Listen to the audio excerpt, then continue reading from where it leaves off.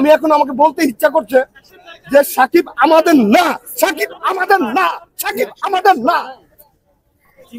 আলমগীর ভাইকে আমাদের ইন্ডাস্ট্রিতে দরকার আছে, খসরু ভাইকে ইন্ডাস্ট্রিতে দরকার আছে, উজ্জ্বল সাহেবকে ইন্ডাস্ট্রিতে দরকার আছে, উজ্জ্বল সাহেব, হেলাল সাহেব এদেরকে দরকার আছে, তারপরে মিশন সদস্যকে দরকার আছে, কাঞ্চন ভাইকে অবশ্যই দরকার, কাঞ্চন ভাইকে অবশ্যই দরকার। এগুলো এরাই কেমন ইন্ডাস্ট্রিকে আটকা রাখছে।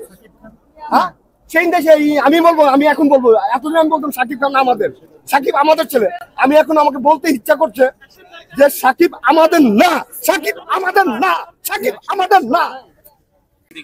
ভাই এখন মনে করেন এই দেখেন, আপনি বলেন পরিচালক আসছে, হ্যাঁ প্রতিটা পরিচালক আসছে, সবাই পারছে, সায়েন্স মন্ত্রী স্টার্ট করে, উজ্জ্বল সাহেব স্টার্ট করে, আব্দুল বাচ্চু স্টার্ট করে, সবাই আসছে।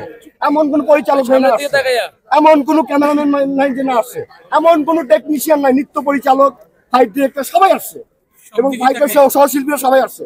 শুধু আসে না কবির দাকে দিয়ে, যারা কবির দার উপর ভার রাখা, তাদের ভার রেখে যারা হিরো হয়েছে, যারা হিরোইন হয়েছে, যারা নাম করে অভিনেত্রী হয়েছে, তারা আসে না। আমি লজ্জা পাচ্ছি যে আমি এই 42টি বছর কি করলাম, তাহলে আমার জন্য তো কেউ আসবে না, কারণ আমি তো কোনো স্টার না, আমি তো কোনো সবাই স্টার না, আমি সামান্য একজন ডান্স ডিরেক্টর। এই বড় বড় সেলিব্রিটির জন্য যারা আসে নাই, এই কবিরদার মতন একজন গুণী শিল্পী, অঞ্জনা আপার মতন গুণী শিল্পী, এদের কারণেই এদের এখানে সবাই আর কেউ আসে নাই। আমার তো, আমি তো নাই। ভাই সাকিব খান তো জানাজারকে আপনাদের মানে শিল্পীদেরকে ইগনোর করছে নাকি? বাংলাদেশি না, ইগনোর করে না। আপনারা শুধু একটা কথা, আপনারা খালি খোঁচান, আমি খোঁচালে আমার সাথে খোঁচান।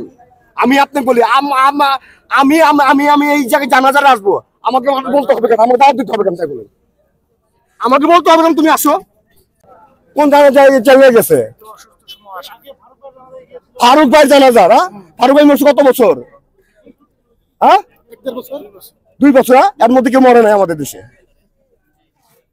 এর মধ্যে কেউ আর মরে নাই।